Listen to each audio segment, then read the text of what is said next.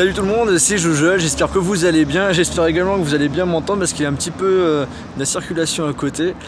Alors je viens de sortir de l'Apple Store de Strasbourg et j'ai pu tester assez rapidement l'Apple Watch et je me suis dit allez je vais faire une petite vidéo pour vous donner un peu mes impressions, mes premières impressions en ayant pu tester, en ayant pu toucher cette Apple Watch.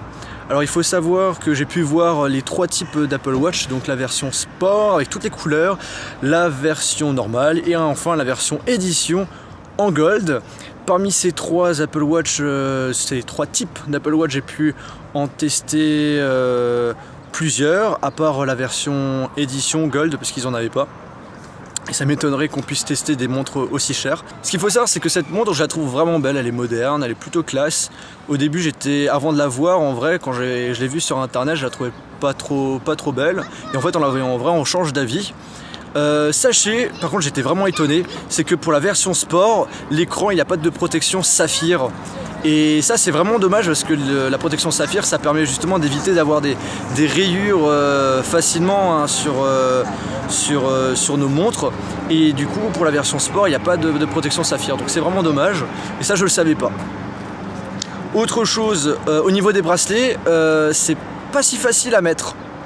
En tout cas pour la version sport, j'avais du mal à la mettre tout seul. Enfin c'est la même chose, le même problème pour la plupart des montres connectées. Par exemple la Gear Live, c'est assez délicat à mettre. Il faut la poser sur une table par exemple et après mettre les trous dans le petit truc là. Et puis c'est tout. Ouais, le niveau du système pour mettre la montre, c'est pas trop ça.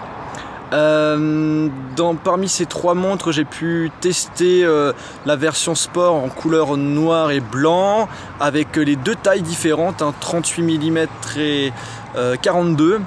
Et puis pour la version normale, avec ma mère qui est juste à côté de moi, on a testé la version cuir et la version aimantée. Et justement, toi t'en penses quoi? C'est sympa, le système est sympa et c'est facile à mettre, j'ai trouvé. Et elle fait jolie, elle fait classe. Ouais, c'est vrai que c'est plutôt classe, ouais. Moi je trouve que c'est plutôt pour les femmes, je trouve, cette couleur, mais bon. Ensuite, alors je vais vous parler rapidement de la partie système d'exploitation. Ce qu'il faut savoir, c'est qu'il y a une version démo qui est installée sur ces montres, qui avait quelquefois des petits bugs. L'interface est plutôt cool, mais j'ai l'impression que c'est un petit peu compliqué. Quand je l'ai testé la première fois, je touchais un petit peu à tout et c'était pas si intuitif que ça. En tout cas, c'est mon avis. Maintenant, il faut voir, j'ai hâte bien évidemment de tester cette montre de façon quotidienne pour vous donner vraiment mon avis sur cette montre. Par contre, ce que j'ai bien aimé, ça peut paraître bizarre, mais c'est la vibration. Voilà, je pense que vous en foutez, mais bon, moi j'ai bien aimé. Sinon, au niveau de la montre, j'ai tout dit. Hein. En gros, la montre, je la trouve plutôt belle. L'interface a l'air plutôt cool, mais un petit peu compliquée. J'aime bien la vibration. Au niveau des bracelets, le système pour changer les bracelets, c'est pas mal.